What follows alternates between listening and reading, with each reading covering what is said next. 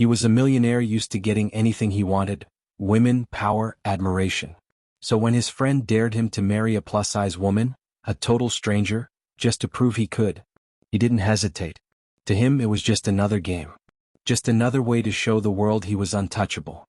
He thought she'd be grateful, obedient, easy to manipulate. But from the very first moment she stepped into his world, she didn't follow his rules.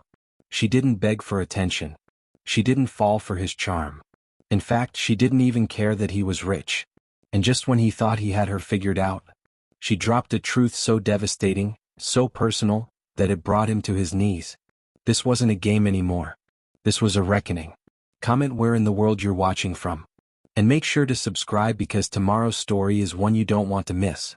Lucas Harrington didn't believe in limits. Not in business. Not in life. And certainly not when it came to women. At 32 he was already a household name in tech with a sleek Manhattan penthouse, a garage full of imported cars, and a list of supermodels he'd dated longer than most people's resumes. He was the kind of man who never heard no, and wouldn't know what to do with it if he did. So when his longtime friend and rival, Blake Emerson, raised a glass of aged scotch and said, "Bet you couldn't last 6 months married to someone outside your type," Lucas laughed.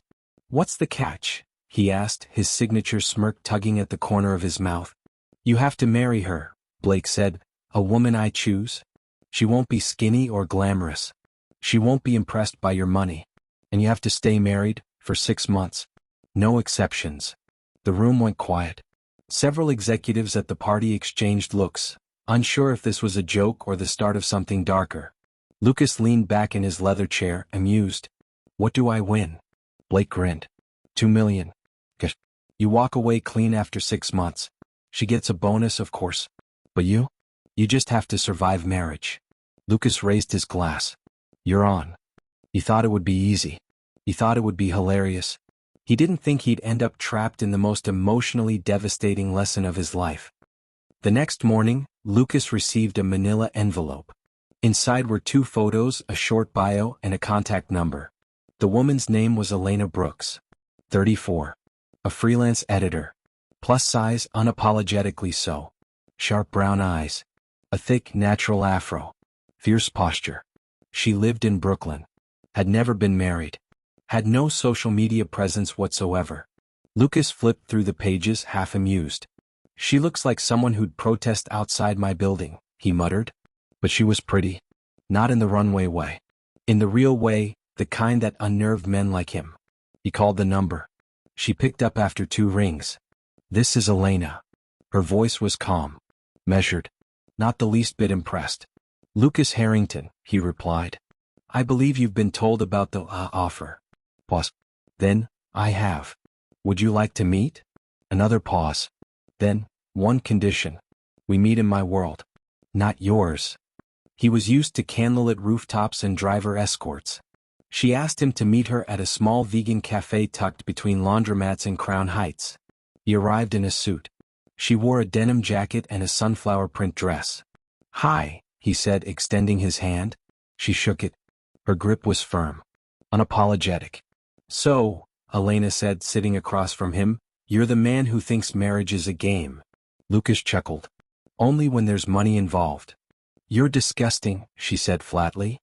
"But I'm still here." That threw him off. He leaned forward. "What? You don't need this." She sipped her tea before replying. "Everyone has their reasons. Maybe mine are bigger than yours." Lucas couldn't decide if she was crazy, brilliant, or just gutsy. But one thing was clear. She didn't fear him. She didn't want him. And that was intoxicating. 2 weeks later they signed the contract. She refused to let him plan the wedding. It was held in a courthouse with no guests, no photos, and no vows. Just signatures. Afterward he took her to his penthouse.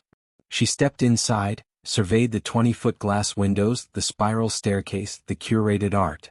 Then she turned to him and said, 6 months. Don't expect more." Lucas smiled. "Oh, I don't. But you will." She stared at him like he was already wrong. And somewhere deep inside, where even Lucas didn't know how to look, something shifted. This wasn't going to be easy. But that made it all the more fun. No, it wasn't. The first few days felt like a vacation, at least for Lucas. He'd married women metaphorically dozens of times in the boardroom. This was no different, right? Contracts, boundaries, an exit date. But Elena didn't play by the rules he was used to. She set her things in the guest bedroom without asking. She refused the personal shopper he sent the next morning. And when the private chef offered her caviar on toast points for lunch, she walked out and came back an hour later with her own groceries, cooking lentil stew while blasting Nina Simone. Lucas didn't know if he should laugh or be insulted. "You're not even going to try to enjoy this lifestyle?" he asked, gesturing at the penthouse. Elena stirred her stew without looking at him. "I'm not here to be bought." He was stunned silent. No woman had ever said that to him and meant it. The second week, Lucas decided to lean into the challenge. He booked a luxury trip to Lake Como. Private villa. Staff. Infinity pool. He didn't ask, he just told her to pack. She refused. "You think you can win me with jet fuel?" she said. "No," Lucas replied. "I just think maybe I want to get to know you, outside this apartment." She studied him for a moment. "Then sit down. No flights. No helicopters. Just talk." So they talked. They sat on opposite ends of the couch, her curled up with a blanket, him sipping bourbon. She asked him about his childhood. He lied, said it was normal. She saw through it. "You don't become this addicted to control unless you were starved for it once," she said plainly. Lucas blinked, caught off guard. "What about you?" Elena shrugged. "I learned early that being underestimated can be useful." The next morning he woke up before her and found a note on the fridge. "Don't mistake my kindness for weakness. I'm not here to save you. But I won't let you break me either." He laughed out loud. Was it possible he was starting to respect her? By the end of week 3 things began to shift. Lucas found himself waiting to hear the front door open when she returned from errands. He found excuses to sit at the same table during breakfast. He noticed how she always hummed softly while reading. How she looked at the city not with awe but with strategy, like she was planning something. And then came the night that changed everything. They were at a formal gala, a charity event Lucas had to attend. He invited Elena on a whim, half expecting her to say no. She surprised him with a yes. When she walked in wearing a simple black gown that hugged her curves unapologetically, the room paused. Not because of her weight, but because of her presence. The whispers started almost immediately. Is that his wife? He married her? Must be a publicity stunt. Lucas caught it all. Elena heard it too, but didn't flinch.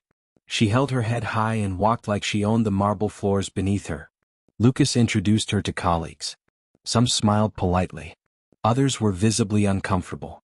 A few men laughed behind their drinks. One approached Lucas near the bar. "Didn't know you were into charity work of that kind," he said with a cruel smirk. Lucas didn't laugh. Instead, for the first time he felt shame. Not for her. For them. For himself. He turned to find Elena speaking with a group of women. She looked elegant. Untouchable. When their eyes met across the room, something unexpected surged inside him. Pride. Real pride. Not performative. Not strategic. She wasn't here to impress anyone. And yet, she was the only one who mattered. That night, as they returned home in silence, Lucas broke the quiet. "You know they judged you," he said. "And you didn't even blink." Elena looked out the window. "They've been judging me since I was 12. I learned how to walk right through it." Lucas stared at her, heart heavy with something he didn't recognize. And then, without thinking, he whispered, "I'm sorry." Elena turned to him slowly. "For what?" He swallowed. "For thinking this was going to be easy. For underestimating you." She didn't smile. But her eyes softened just enough. "You're starting to see, Lucas. But seeing isn't the same as understanding." He nodded. "Then teach me." Elena's gaze lingered for a moment. "We'll see if you're worth the lesson." And with that, she walked toward her room. Lucas didn't know what was happening to him. But he knew one thing. He was no longer in control. Lucas Harrington had spent his life crafting control, over people, over deals, over his own image. But now, living with Elena, he felt like a man learning to walk on unfamiliar ground. She wasn't defiant in a loud, theatrical way. She didn't slam doors or make speeches. Instead, she disarmed him through subtle strength. She refused to engage in his emotional games. She had boundaries. Real ones. And they didn't move when he pushed. That's what drove him mad. and fascinated him. By week 4, the dynamic between them had become a tightrope. In public, they looked like an unusual couple. Him, tall, sharply dressed, clearly a man of influence. Her, confident, plus-size, indifferent to the whispers around them. In private, it was something else entirely. Lucas was growing desperate for approval. Not from the world, but from her. He found himself second-guessing his own choices. Should he ask her to dinner? Would she see it as manipulation? Should he compliment her? Or would she think it was patronizing? It was maddening and addictive. One night, after Elena returned from a late meeting, Lucas surprised her with a homemade meal. He had no idea what he was doing. He'd followed a YouTube tutorial and nearly burned the kitchen. But when she walked in and smelled garlic and rosemary, she paused. "You cooked?" she asked. He shrugged, awkward. "I tried." "No promises." She sat, tasted, raised an eyebrow. "Not terrible," she admitted. Lucas laughed, a genuine, unguarded sound he hadn't made in months. They ate in a silence that wasn't uncomfortable. And for a brief moment, everything felt human. But that fragile peace didn't last. A few days later, Lucas did something stupid. He intercepted an email from a publisher who'd offered Elena a freelance editing contract on a memoir about corporate abuse.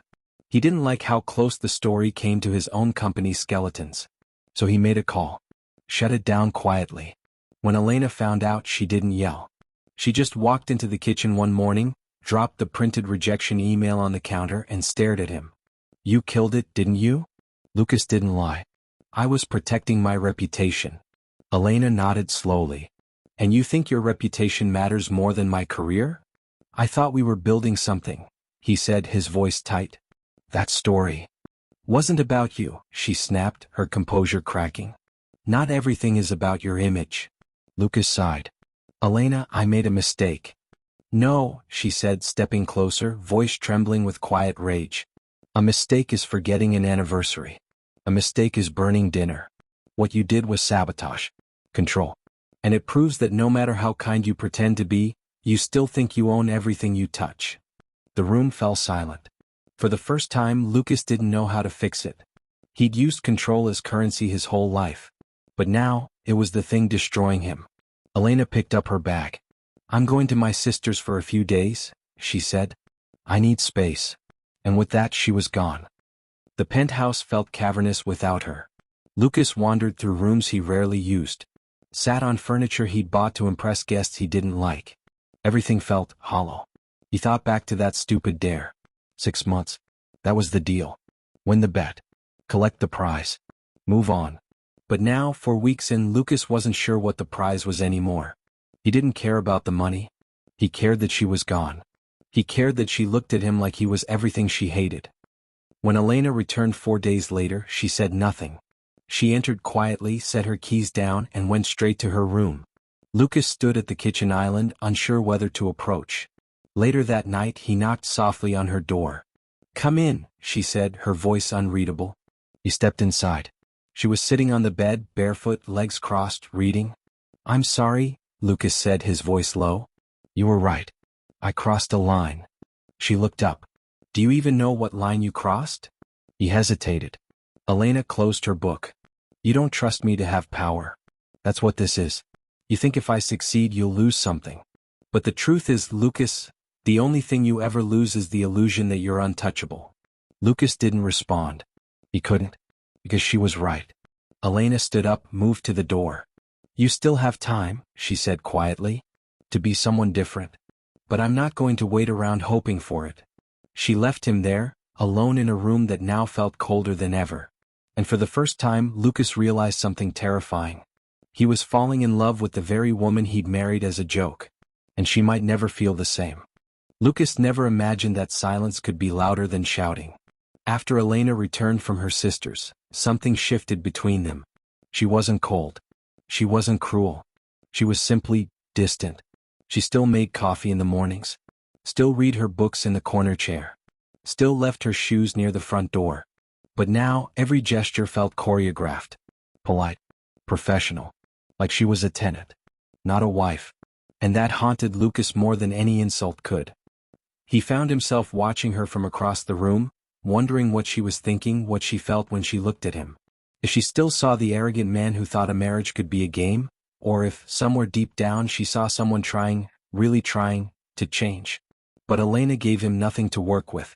And Lucas wasn't used to feeling powerless. It wasn't long before he broke. One night, as rain pelted the floor-to-ceiling windows of the penthouse, Lucas stood in the kitchen watching her stir a cup of tea.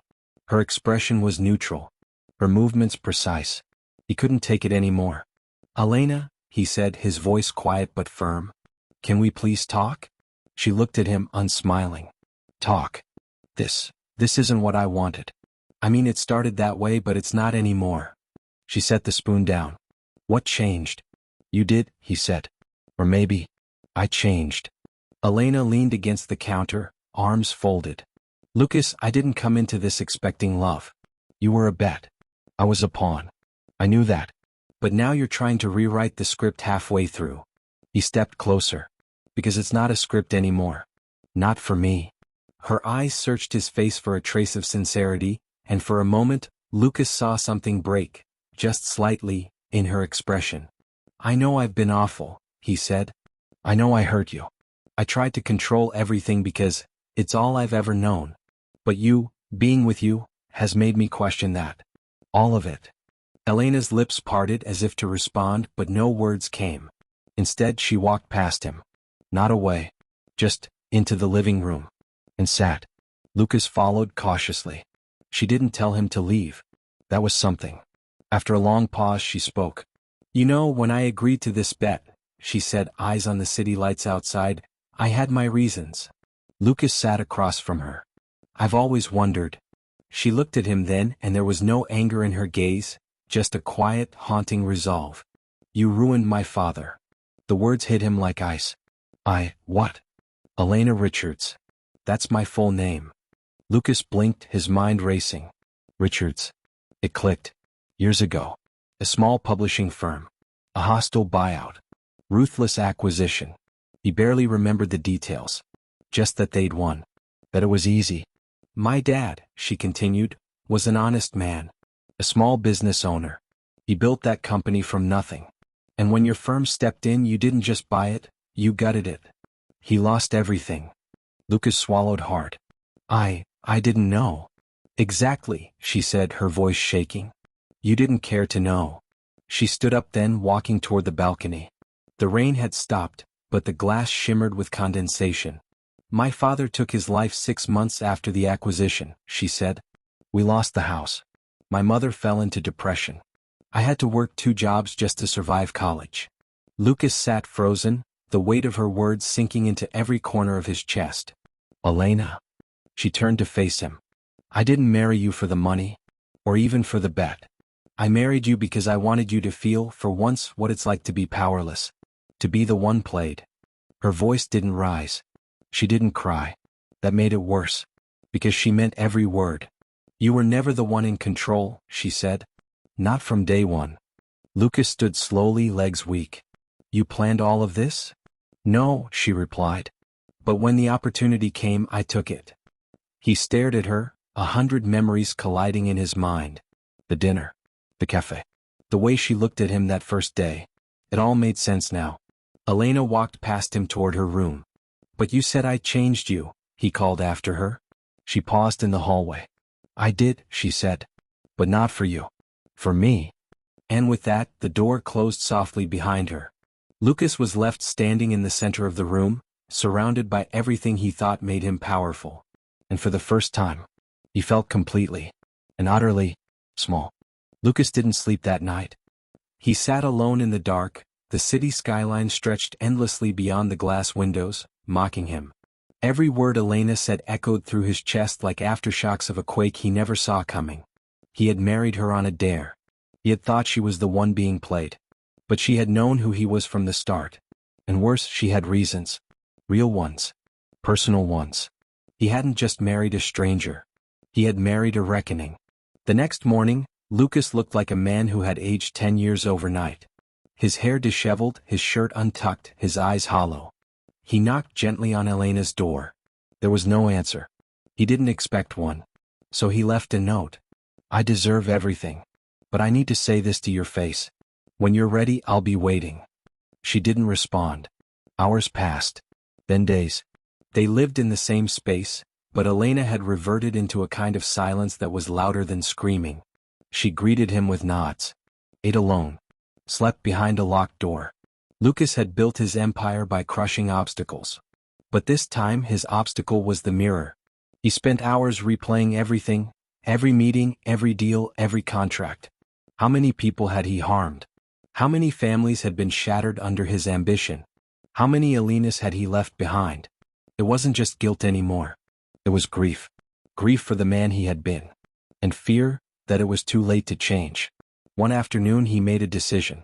If Elena had come into his life to make him feel what she once felt, powerless, unseen, broken, then he would feel it. All of it. But he wouldn't run. He would sit in that pain. He would learn from it. And then, maybe, he would earn the right to ask for forgiveness. The next few weeks became a quiet war within him. He stopped interfering in Elena's routines. Stopped trying to win her over with gifts or gestures. Instead he watched. She woke early. Drank her coffee strong black, no sugar. She wrote in a notebook with no label. She called her mother every Thursday at 9 p.m. sharp. He memorized these details, not to use them, but to understand. To finally see the woman he had tried to ignore for so long. And slowly, without warning, something shifted. Elena no longer avoided him entirely. She began leaving the door open when she read on the balcony. She let him sit beside her in silence. She didn't smile. But she didn't flinch either. Lucas took it as a start. Then came the moment that nearly broke him.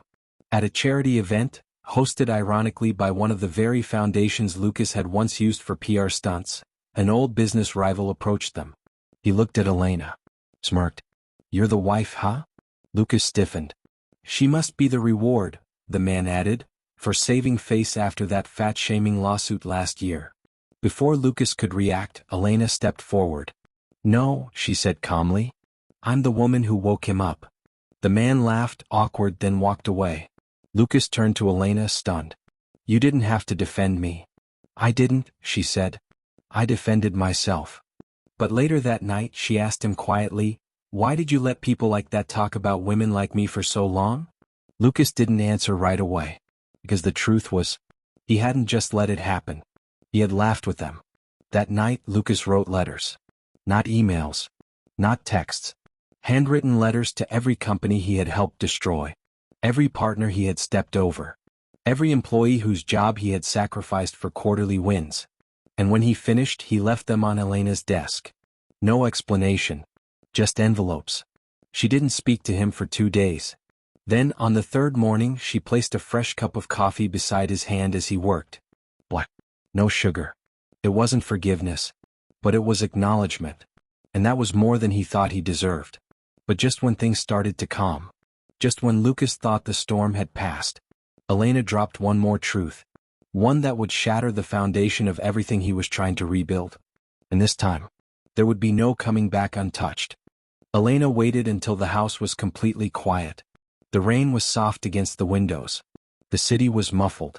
And Lucas, seated on the couch with a blanket across his lap, looked more like a man recovering from war than the arrogant tycoon she had married. She stood in the doorway of the living room, arms crossed, not as a woman seeking revenge, but as someone who carried truth like a blade. "Lucas," she said, "there's something else you need to know." He turned to her, cautious, hopeful. Her tone wasn't angry. It was something deeper. Wounded. Heavy. He straightened up. "Anything." Elena stepped into the room but didn't sit. "Do you remember Richard's Publishing?" she asked. He nodded. "Of course.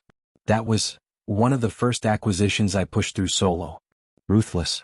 I was proud of that deal." Her jaw clenched. "My father was the founder." Lucas froze. She had said it once before, but never like this. Never with this weight.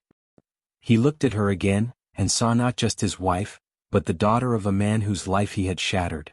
"I remember the name now," he said softly. Elena continued, stepping closer. "You don't remember what you did to us. But I do. I remember the day they told my dad he was out. I remember the night he cried in the kitchen thinking I was asleep. I remember the smell of cheap whiskey. And I remember what it sounded like when he didn't come out of his office for hours." Lucas swallowed hard. "I'm sorry," he whispered. "I'm not done." Her voice was sharper now. I was 17. I was in my final year of high school. And I was pregnant. Lucas's breath caught. What? Elena looked him in the eyes. I was pregnant. I hadn't even told my father yet. And when he died, the stress, the chaos, the grief, I lost the baby. Silence exploded between them. A silence that shattered everything else in the room. Lucas stared at her, speechless.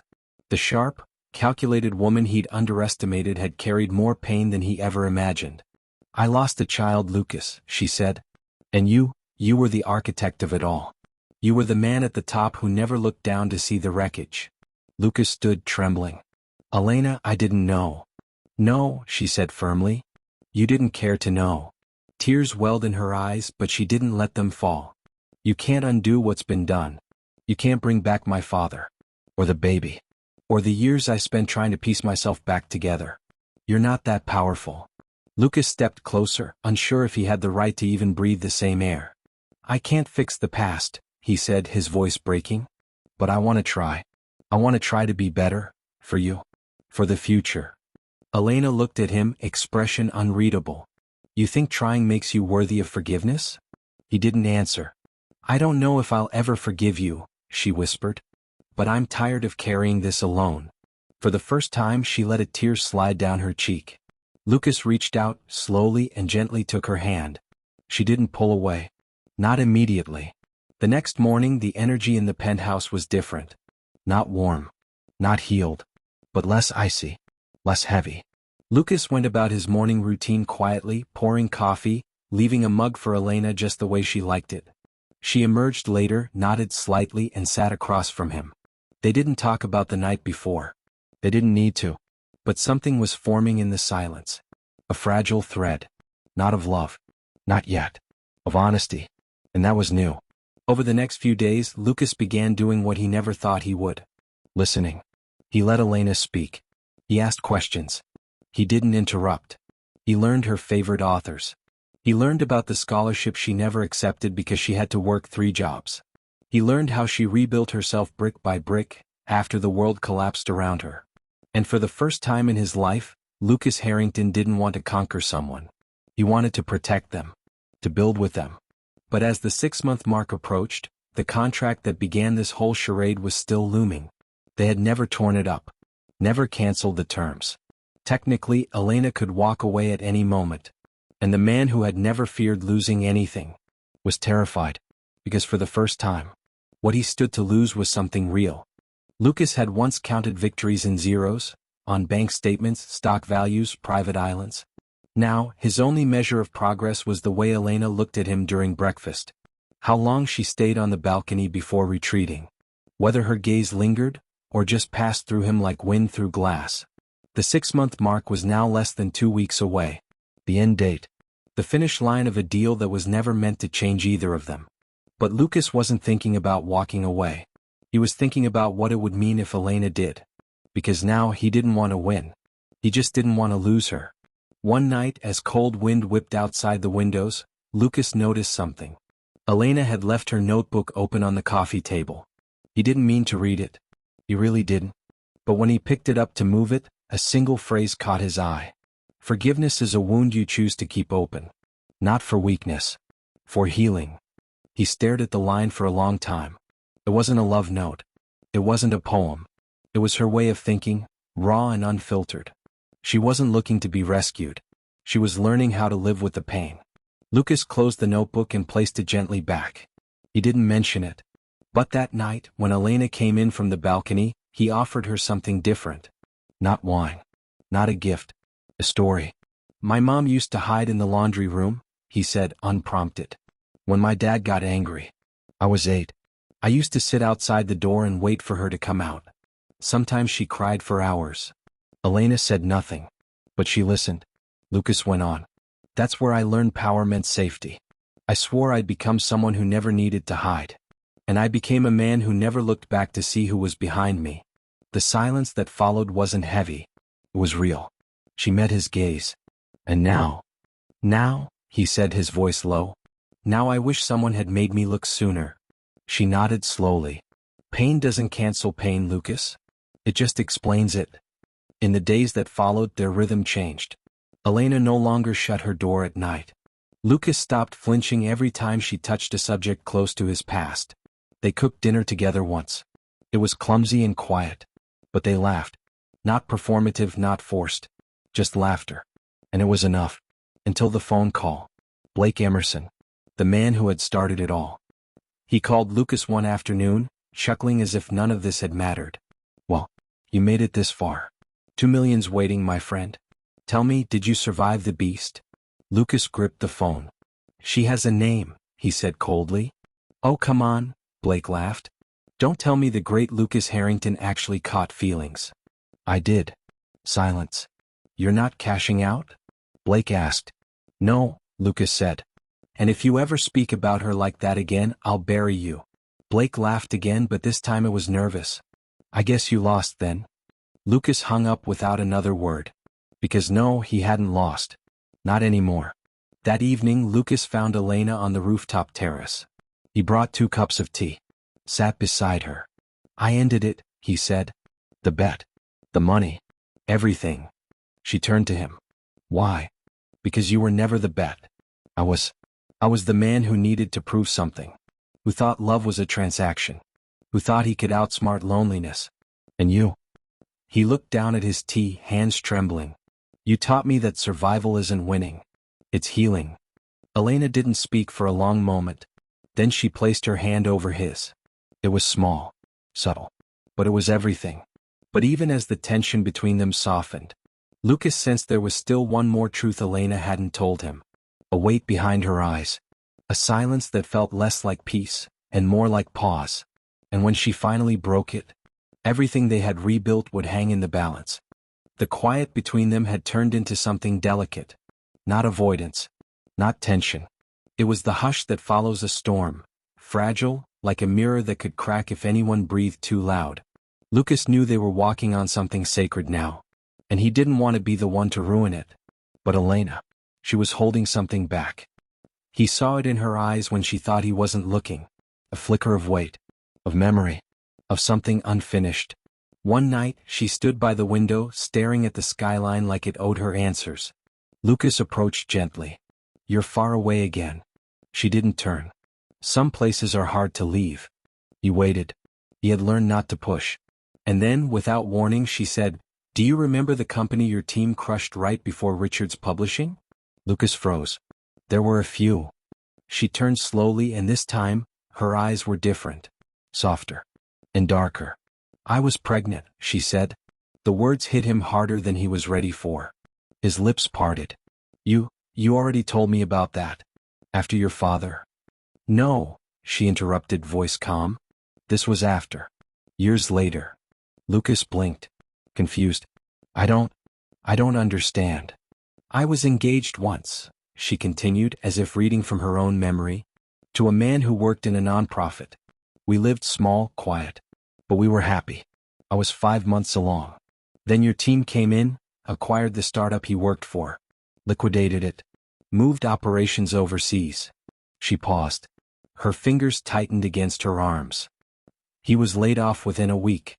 Lost his visa status. Had to leave the country. And I." Lucas could barely breathe. "What happened?" he asked, though he already feared the answer. Elena met his gaze. "I lost that baby too." The silence that followed wasn't just silence. It was a wall. A tomb. A scream that had already echoed itself dry. Lucas stepped back, shaken. I didn't know. I swear to you." "You never do," she whispered. Those 3 words cracked through him like thunder. "You never do, Lucas. That's the point. You rise higher and higher, but you never look down." He collapsed onto the couch. His hands trembled. His eyes stung. "How do you even look at me?" he asked, voice hoarse. "After everything I've done? After everything I took?" Elena stepped forward, but not out of pity. "Because I see you now," she said. "Not the empire. Not the arrogance. Just the man. Broken. Scared. Trying." Lucas looked up, barely holding himself together. "I'm not asking for your forgiveness," he said. "I don't even think I deserve your presence. But I need to know what you want." Elena sat down beside him, slowly. "What I want," she said, is to stop bleeding for other people's sins. Her words weren't meant to hurt him. They were her truth. And maybe, she added, to believe that someone like you can still change. Lucas didn't speak. He couldn't. He just sat there beside her in the deepest silence of his life. The next morning he didn't go to work. He canceled meetings, turned off his phone, locked himself in the study, and began writing. He wrote letters to every former employee who had filed complaints, to families of businesses that had collapsed under his acquisitions, to nonprofits he had silenced with NDAs and hush money. He didn't just apologize.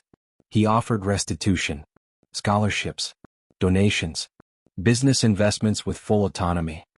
He wrote until his fingers hurt, his back ached, and his eyes burned, because if there was any road forward, it started with honesty.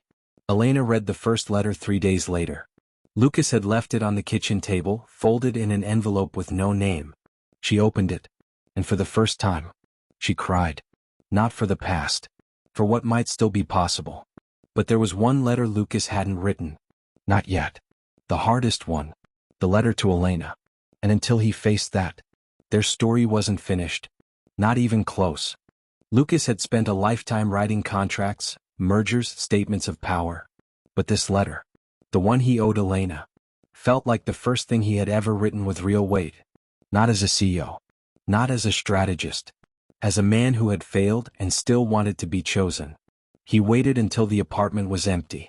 Elena had gone out for her Sunday walk, the one ritual she still kept for herself.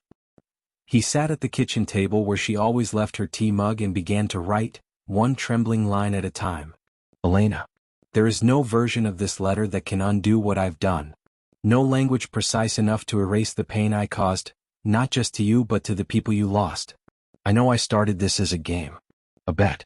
A joke I thought I'd walk away from richer, untouched. But I didn't walk away.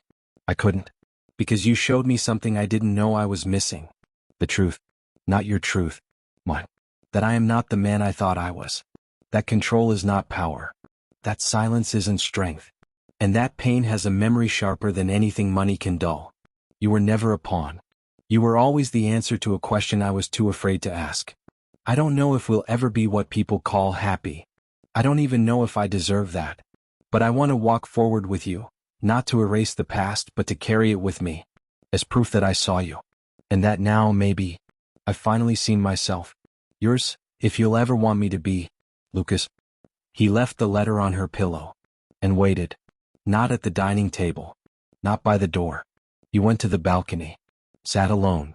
Watching the sky change colors while doubt chewed holes in his chest. Elena returned just before sunset. She didn't say anything. Just walked past him, her footsteps soft, steady. She entered her room. Closed the door. Lucas stared out at the skyline and told himself to accept it. Maybe it was too late. Maybe she'd had enough. Maybe this wasn't a story of forgiveness. 10 minutes passed. Then 20. The door creaked open. Elena stepped onto the balcony. She was holding the letter. Her expression unreadable. Lucas stood slowly, unsure if he should speak. But she did first. Do you mean all of it? She asked. His voice cracked. Every word. She stared at him. Then handed the letter back. I do. Lucas's heart stopped. What? He asked, barely breathing. She repeated, this time softer. I do. 2 words. Not from a contract. Not from obligation. From choice. He reached for her hand. She let him. They stood there, wrapped in the last golden threads of daylight, not as a billionaire and a stranger, but as 2 people who had been broken, rebuilt, and redefined by the very thing they never saw coming. Each other. 3 months later, Elena held a small stick in her hand, staring at the result through tears that blurred everything but the one word that mattered, positive. Lucas found her in the bathroom, sitting quietly on the floor. She looked up, eyes wide. I'm pregnant. He didn't speak. He just dropped to his knees and wrapped her in his arms. They cried. Together. For what they had lost. For what they had survived. For what they had become. The second wedding was small. No photographers. No press. Just close friends, real vows, and a woman in a sunflower print dress smiling at a man who had once believed love was beneath him. Lucas whispered in her ear as they danced. Of all the bets I made, you were the one I never expected to lose. and never deserved to win. Elena smiled, resting her head on his chest. But you didn't win, she said gently. We both did.